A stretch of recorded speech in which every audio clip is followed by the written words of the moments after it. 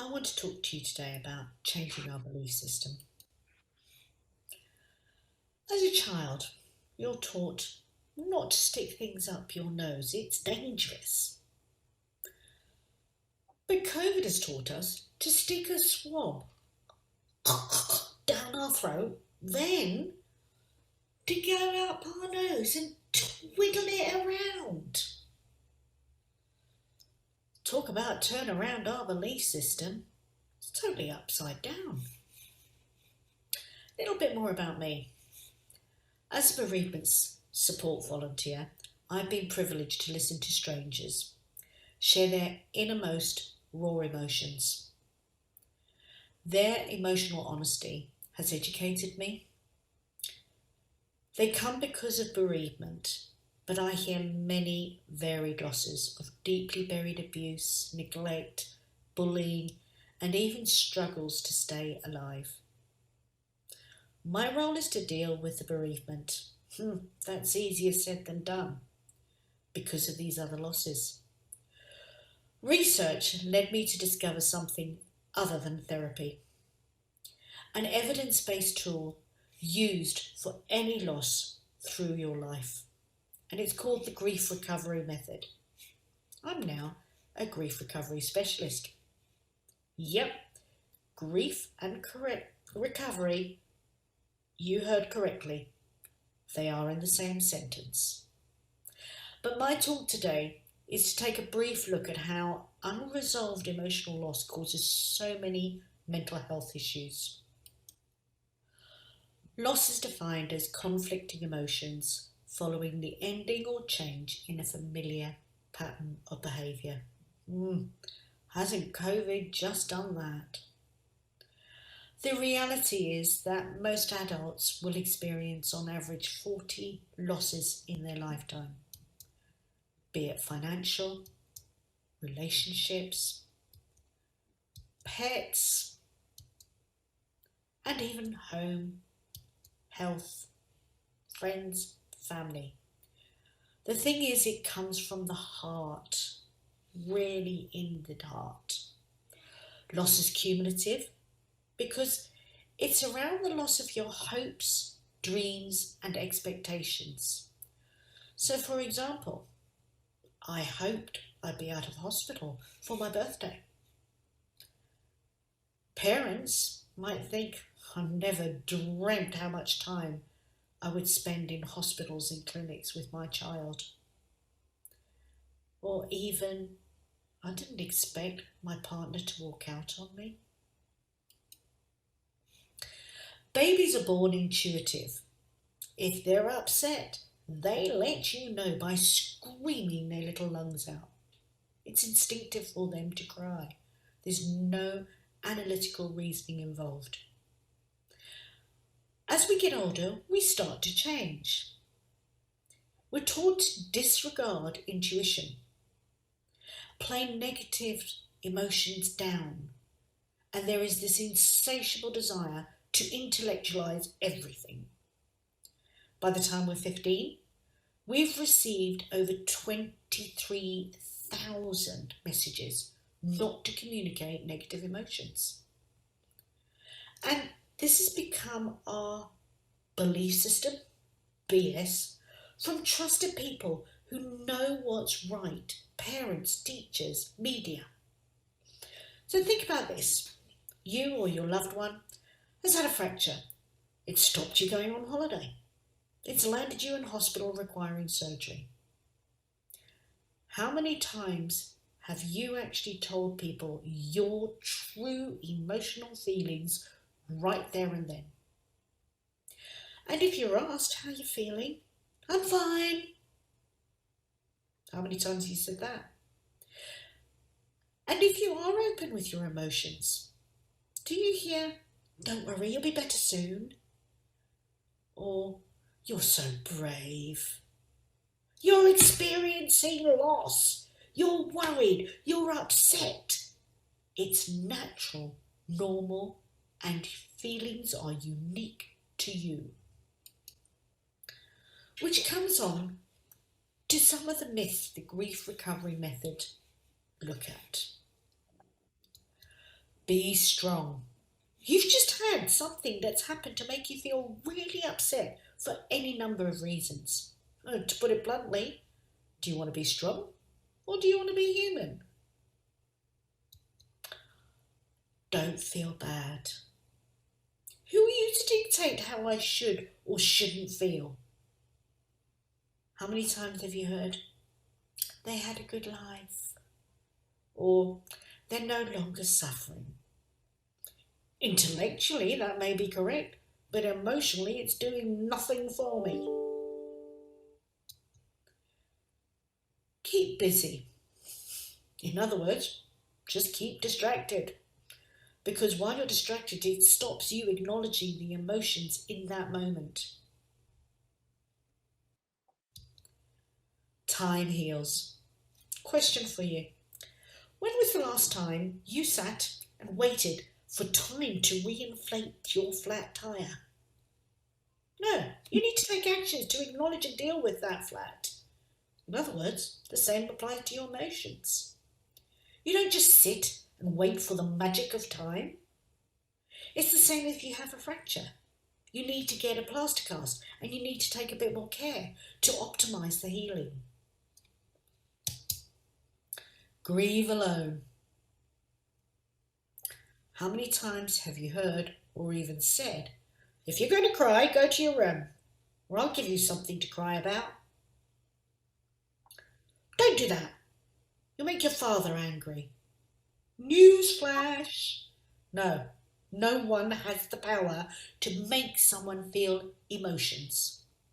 Feelings are yours to own if you choose to accept them. And I mean, you get to traffic lights, they're red, you stop, you get a bit distracted, they turn green and you don't notice it. God, that sounds good. Do you roll the window down and go, thank you, driver, for letting me know that I've been distracted. I really appreciate that.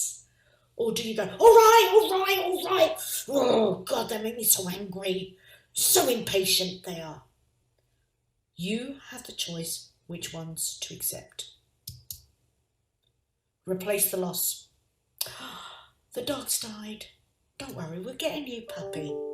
That doesn't replace your relationship with the dog that you've had for years. It's not the same. Remember, loss is conflicting emotions following the ending or change in familiar patterns of behaviour. Replacement equals change. It's a loss still. Another type of replacement. Have a cup of tea and a biscuit. That'll make you feel better. Ever wondered where comfort eating came from? How many tubs of ice cream have we consumed during lockdown?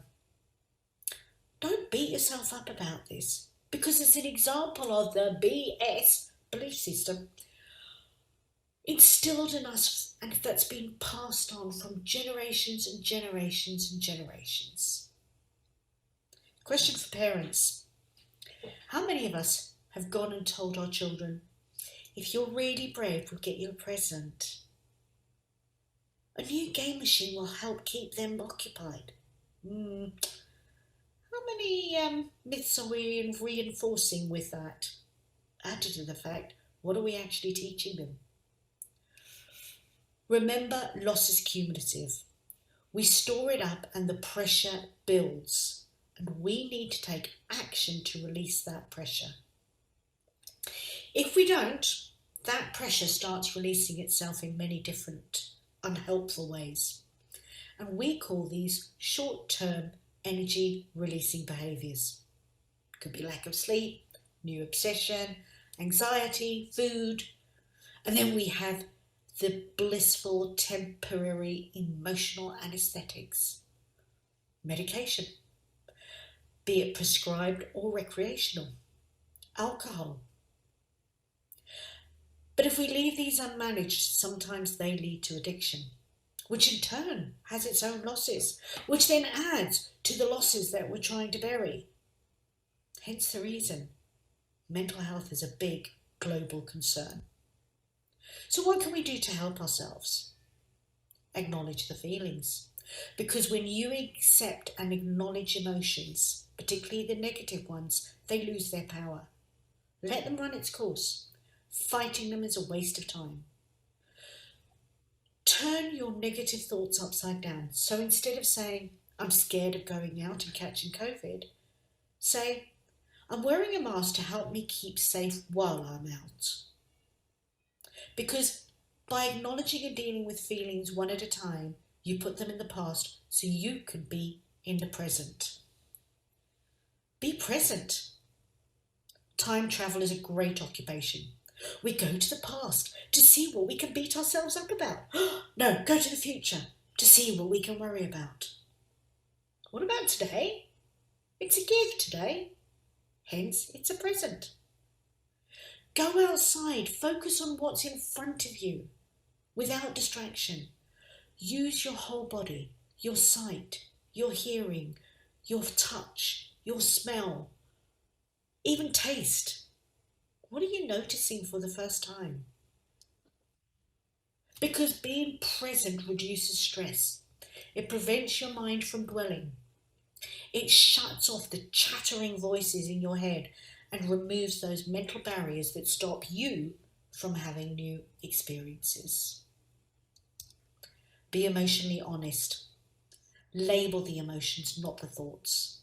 I'm scared. Stick to what's true to you. Emotions are more likely to be heard, and that will lead to better, more enriched conversations because you're being authentic. Own your feelings, not other people's. Have an open heart. You shared, now listen. You don't need to fix people. Often people just need to be heard with care, patience, without judgment or analysis. Ask what people want, don't assume, or try to compare, even if the events may be similar. Remember, everyone is different. Say goodbye aloud to the loss that's holding you back. A sentence ends with a full stop. A conversation ends with goodbye. Gotta go now. Bye. So in summary, remember grief is any loss involving conflicting emotions following the ending or change in a familiar pattern of behaviour. Even lottery winners grieve. Be emotionally honest. And part of being a grief recovery specialist is that we have to share too. And during my training, I discovered that my biggest buried loss event was when I was just 5. I was at Great Ormond Street having numerous surgeries, thousands of miles from home. Mum was only able to visit occasionally. I always remembered being frightened, alone, and helpless. But this particular event was after major surgery when I was learning to walk. Remember, the walking frame, the physio, who was barely shuffling on her knees behind me because I was so slow. She needed me to walk down this long corridor. Visiting hours were at a certain time and I was, remember, really slow. So to motivate me, she said, if I could get to where the lifts were in time, I'd see my mum. I was scared, in agony, exhausted, and I didn't want to be brave. Consequently, I emotionally shut down and locked my negative emotions away. My interpretation was, if I didn't get there in time, Mum would go and I wouldn't see her. I just wanted my mum, who herself was going through so many emotional losses around me being there, as was my father in another country. Add that to short-term energy-releasing behaviours. It's easy to see how things got messy and ended up with my parents being divorced. This realisation had me knocking on the door of the Brittle Society, where we're having ongoing discussions about how we can share the grief recovery method with members to help them with the losses they've had, take actions, enabling freedom to move forward, to be present in the moment. Remember, emotions are normal, healthy and natural and unique to each individual. So acknowledge and express emotions so you can be free to move forward. The BS, belief system, can turn. Sometimes it is necessary to stick things up your nose. Thank you.